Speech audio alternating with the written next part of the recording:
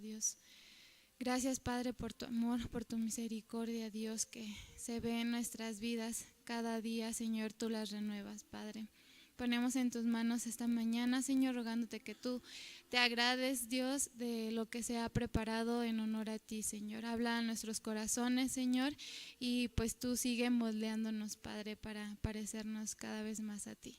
En Cristo Jesús, amén. Los voy a invitar a que se pongan de pie. Vamos a entonar unos villancicos. ¿A quién no le gustan los villancicos? Vamos a cantarle a nuestro Dios.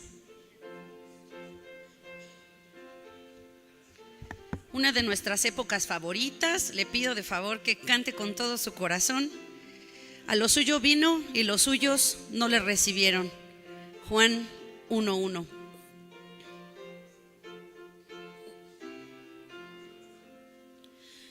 Tú dejaste tu trono y corona por mí al venir a Belén a nacer. Mas a ti no fue dado el entrar al mesón y en pesebre te hicieron nacer. Ven a mi corazón, oh Cristo, pues en él hay lugar para ti. Ven a mi corazón, oh Cristo, ven, pues en él hay lugar para ti. Alabanza celeste los ángeles dan en que rinden al verbo loor. Más humilde viniste a la tierra, Señor, a dar vida al más vil pecador.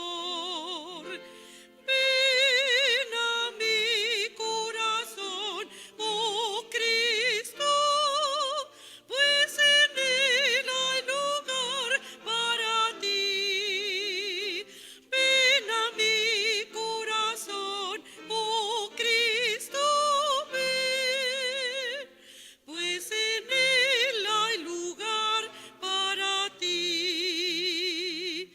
Siempre pueden las zorras sus cuevas tener y las aves sus nidos también. Mas el Hijo del Hombre no tuvo un lugar en el cual reclinara su ser. Ven a mi corazón, oh Cristo, pues en él hay lugar para ti. Ven a mi corazón, oh Cristo, ven, pues en él hay lugar para ti. Alabanzas sublimes los cielos darán cuando vengas glorioso de allí, y tu voz entre nubes dirá: ven a mí, que hay lugar junto a mí para ti. Ven a mi corazón, oh Cristo, pues en él hay lugar para ti. Ven a mi corazón, oh Cristo, ven, pues en él hay lugar para ti. Ahora vamos a cantar Santa la Noche. ¿Sí se está proyectando? ¿Sí? Ok. Santa la Noche. Como casi no los escucho, dije, a lo mejor no hay texto. Vamos a cantar Santa la Noche. Levántate, resplandece, porque ha venido tu luz, y la gloria de Jehová ha nacido sobre ti. Isaías 61.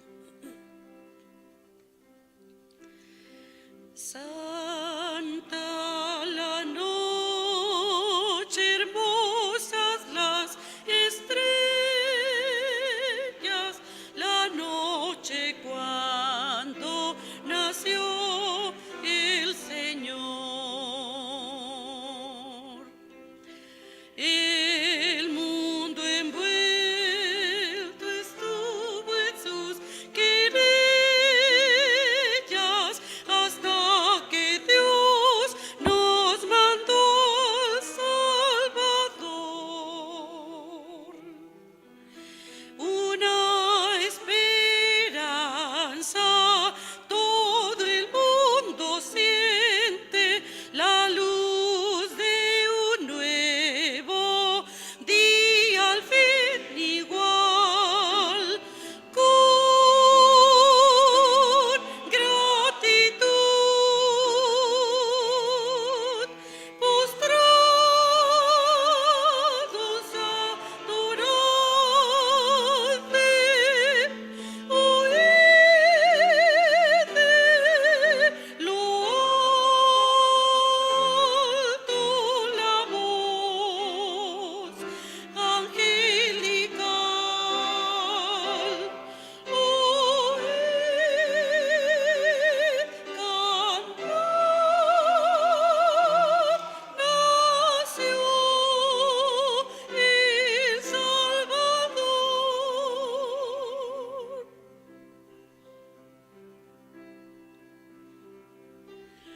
Hoy por la fe llegamos al pesebre a contemplar al bendito Jesús. Como también los magos del oriente llegaron guiados por cénica luz. Fue por nacer así humildemente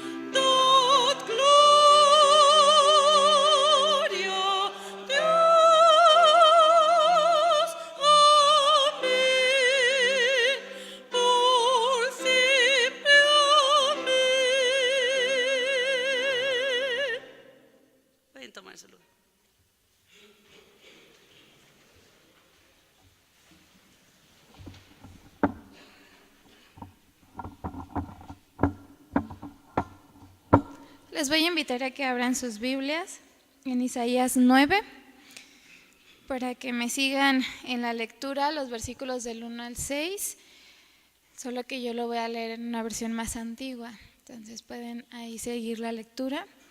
Dice así: aunque no será esta oscuridad tal como la aflicción que le vino en el tiempo que livianamente tocaron la primera vez a la tierra de Zabulón y a la tierra de Neftalí, ni después cuando agravaron por la vía del mar de aquel lado del Jordán en Galilea de los gentiles. El pueblo que andaba en tinieblas vio gran luz. Los que moraban en tierra de sombra de muerte, luz resplandeció sobre ellos. Aumentando la gente, no aumentaste la alegría. Se alegrarán delante de ti como se alegran en la siega, como se gozan cuando reparten despojos. Porque tú quebraste su pesado yugo y la vara de su hombro y el cetro de su opresor, como en el día de Madián.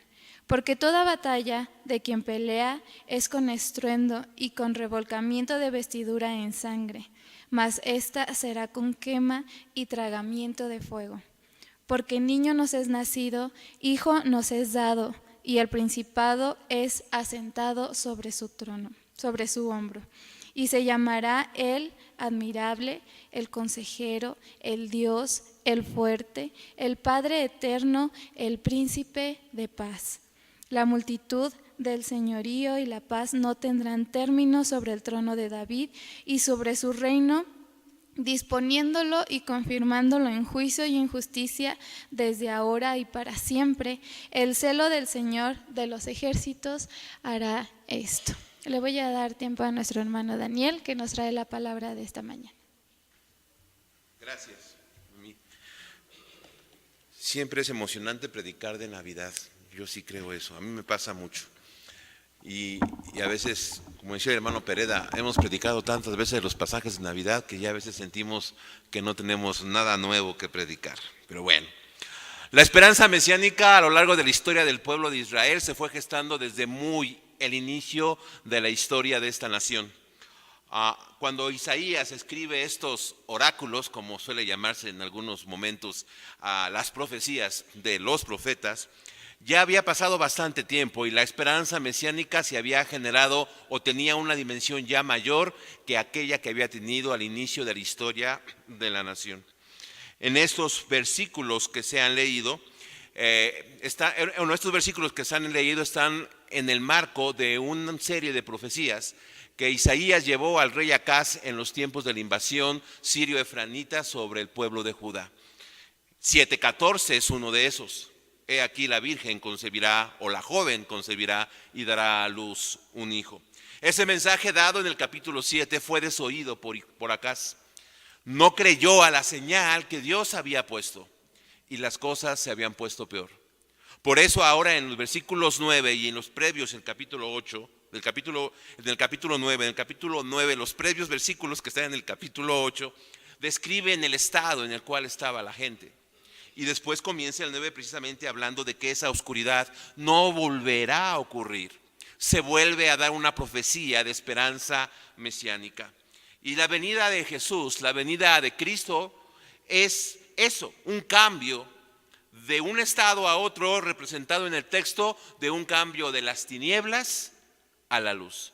Si habremos de esperar al Señor, si habrá de Jesús venir a nuestras vidas, tenemos que prepararnos entonces porque va a haber un cambio. Nos va a alumbrar porque estamos en tinieblas y nos va a dar su luz. Quisiera en estos momentos poder reflexionar primeramente en cómo es nuestra oscuridad a la luz del texto.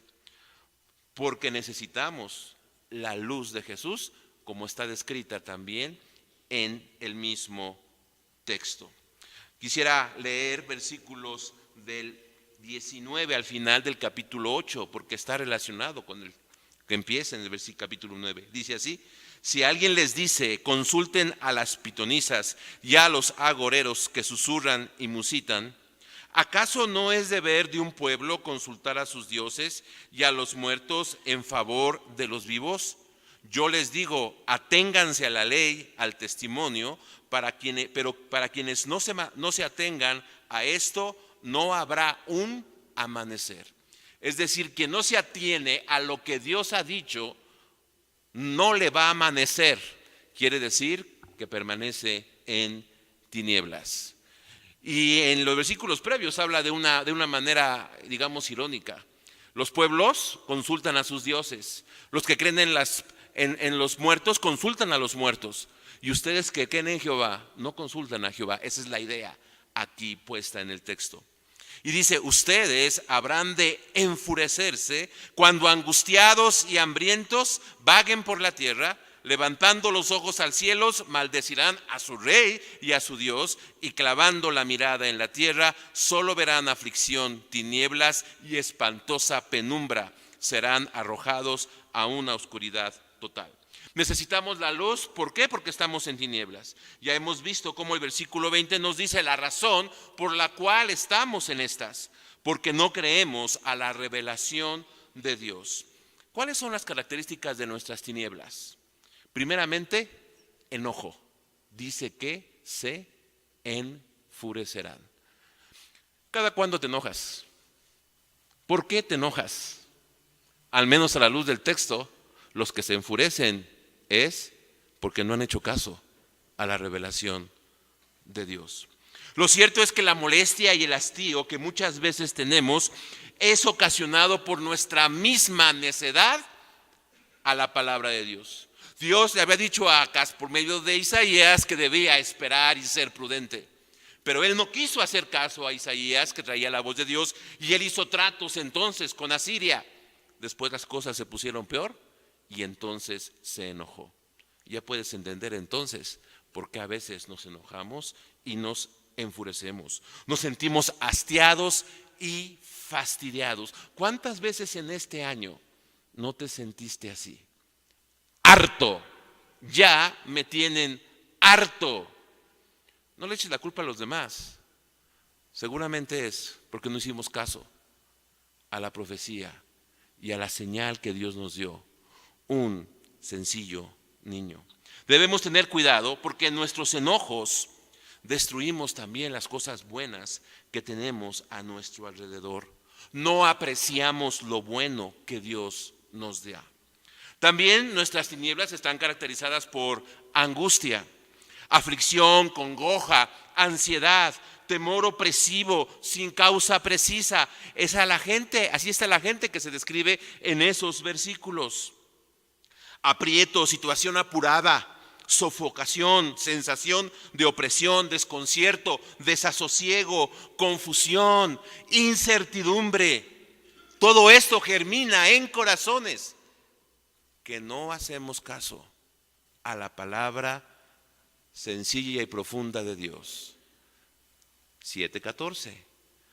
Un niño nacerá y Dios estará con nosotros.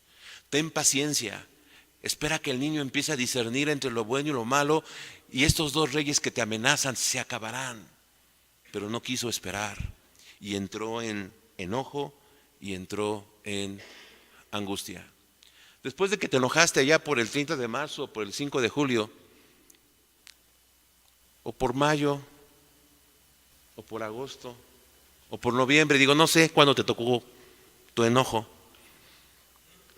entraste en angustia. O entramos en angustia. ¿Por qué? Porque no hicimos caso a lo que Dios claramente nos estaba diciendo. Pero no solamente la oscuridad es enojo, angustia, también es insatisfacción. Dice que están hambrientos. ¿Te sientes insatisfecho en tus estudios, con tus tareas, en nuestro trabajo, en nuestra iglesia? ¿En nuestra familia?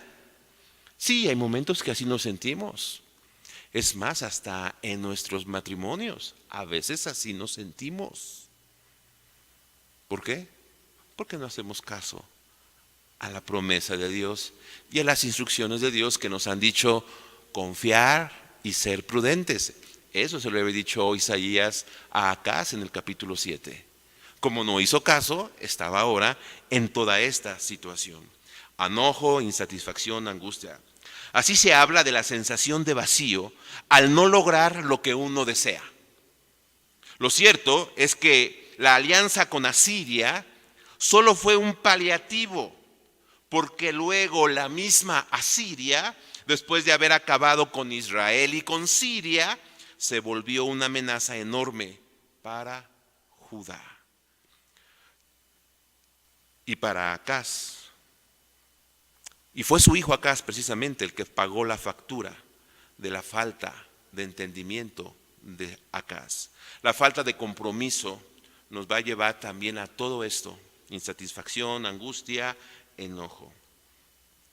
Otra característica de aquel que está en la oscuridad: solo ve lo malo.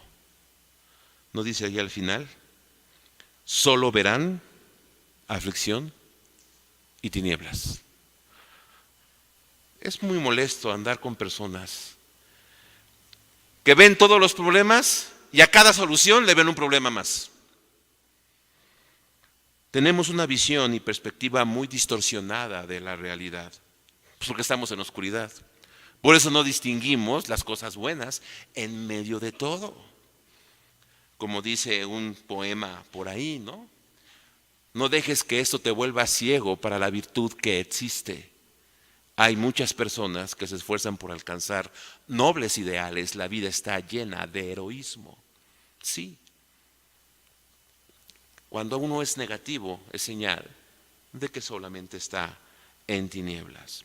Vemos las cosas, las situaciones, las experiencias y a las personas, todo negativo. Claro que si vamos a un espejo, ahí todo lo vemos positivo, cuando estamos frente al espejo.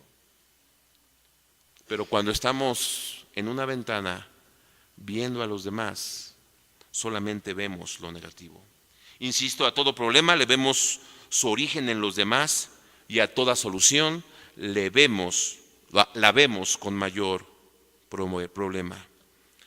La amargura de siempre andar clavando la vista en la tierra. Dice, clavarán la vista a la tierra, hacia abajo. Sin embargo, en el capítulo 9, versículo 1, comienza a haber un cambio. Se percibe y se anuncia la necesidad de un cambio milagroso. Sucede de repente, se expresa con una doble referencia a la luz. La luz fue lo primero que se creó. Necesitamos entonces ser recreados. Cuando Jesús viene a nuestras vidas, nos va recreando y nos vuelve a hacer, nos alumbra. Cuando cambiamos nuestra manera de entender y de ver la vida, experimentamos entonces un traslado de todo lo anterior, enojo, insatisfacción, etcétera, a primeramente esperanza. Sabes, la historia no es un círculo repetitivo de sucesos monótonos sin sentidos. La historia es lineal, con un fin o futuro establecido por Dios. Esta verdad revelada en la Biblia genera esperanza. ¿Saben por qué la gente no tiene esperanza? Porque ha dejado de pensar en el cielo y en el futuro que Dios quiere darnos. Es verdad que la historia personal y la universal parece repetitivo y sin sentido, pero lo cierto es que el futuro que Dios tiene nos lo ha traído ya Jesucristo, por lo que debemos o podemos vivir con esperanza. Lo cierto es que el enojo puede ser sustituido por la esperanza que genera bienestar. Segundo aspecto, prosperidad. Versículo 3. Tú has hecho que la nación crezca. Crecimiento, desarrollo, plenitud. Lo cierto es que muchas veces parece que no podemos caminar por la vida con una realización constante. Pero la llegada de la luz de Jesús hará que crezcamos, que avancemos, que estemos alegres, contentos con lo que logramos. Que estemos así, alegría de mirar y disfrutar los resultados de nuestros esfuerzos. Por años que hemos hecho y tendemos a ignorar. Debemos aprender a ver lo que ha cambiado y lo que hemos prosperado. Sí, aunque no lo crean, en 4 años que permaneces aquí, sí cambian. Y miren, aunque no lo crean, hace muchos años yo era diferente. a cómo soy hoy. Nada más que sabe quién sabe si era mejor o peor, ¿verdad? Los que me conocen de tiempo. Pero lo cierto es de que podemos crecer y podemos avanzar. A veces en momentos clave logramos triunfos determinantes. Es lo que está poniendo aquí el autor. Aumentaste la alegría en tu presencia cuando recogen la cosecha. Después de un año de esfuerzos se recoge la cosecha y la luz nos ayuda a mirarla y a estar alegres y prosperar. Pero también en momentos de crisis como una batalla, Dios nos da la victoria cuando recibimos la luz de Jesús. Pero también nos da libertad. Versículo 4. Ciertamente tú has quebrado, como en la derrota de Madián, el yugo que los oprimía, la barra que pesaba sobre sus hombros, el bastón de mando que los subyugaba. Isaías recuerda la libertad de los que tuvieron los israelitas en relación con los madianitas cuando Dios por medio de Gedeón les proveyó aquel gran triunfo con los famosos 300. Está haciendo referencia a esa batalla como en el día de Madián. Esa guerra liberadora se volvió un emblema de la libertad mesiánica que Jesús o que Cristo nos trae y que vendría por Jesús, su ungido. El ungido de Dios, libertad de la maldad de otros, pero también y quizás sobre todo libertad de nuestra propia maldad, libertad de nuestra propia oscuridad, la que hemos nosotros generado. Y por último también debemos de prepararnos no solamente para la libertad, prosperidad y la esperanza, sino para la paz. Versículo 5. Todas las botas guerreras que resonaron en la batalla y toda la ropa teñida de sangre serán arrojadas al fuego, serán consumidos por las llamas. De una manera muy metafórica está hablando que las guerras se acaban y los enseres que se usaban para las guerras van a ser destruidos. Si esto lo hubiera escrito en nuestros tiempos, hubiera dicho, y las bombas nucleares serán desmanteladas y serán lanzadas muy lejos, allá en el hoyo negro que está a muchos años luz de la tierra. Eso hubiera dicho si hubiera sido en estos tiempos. Para concluir lo que la luz del Mesías puede traer a nuestras vidas, el profeta habla de la paz que se requiere siempre en nuestras vidas y en nuestros corazones, porque la oscuridad nos inquieta, no nos deja estar serenos. Siria, Efraín perturbaban la paz de Judá. Judá buscó a Asiria, pero esta tampoco le trajo la paz anhelada. Antes provocó más oscuridad y más angustia. Pero cuando creemos en la promesa de la paz que Dios por medio del Mesías nos da, entonces podremos confiar en que el Señor toma control de todo para nuestro bien y en bien de todos nosotros. Y luego describe el medio. Un niño nos es dado. Eso es gracia. No lo ganamos, no lo tomamos, nos es dado. Es un niño que viene a mandar, será rey y tendrá todo el carácter para traernos la paz, la esperanza, la alegría y la libertad. Que Dios nos bendiga.